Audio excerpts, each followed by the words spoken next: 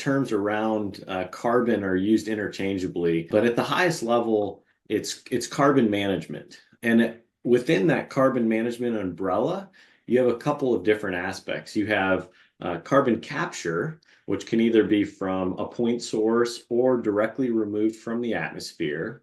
And then once you capture that carbon, which is typically in the form of CO2, sometimes created anthropogenically, sometimes created naturally, then you have this logistics issue. And so then it goes into that transportation realm. So how do you get that CO2 or that carbon from where it is to where it needs to go?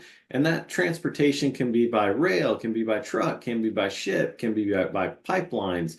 Those are all this kind of areas of transportation that rely heavily on infrastructure and require a lot of innovation to build up the capacity to be able to achieve what we're trying to achieve and some of the goals that we've set out to do.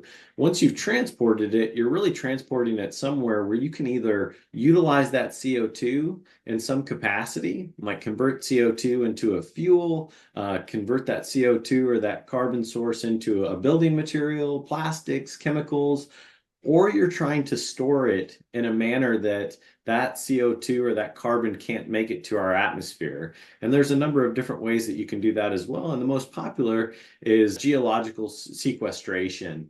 And so you can use that CO2 actually to energize existing oil and gas formations and help produce more oil and gas resources, which is called enhanced oil recovery. Or you can find a reservoir deep in the subsurface where you can inject that CO2 and store that permanently from a geological sequestration perspective.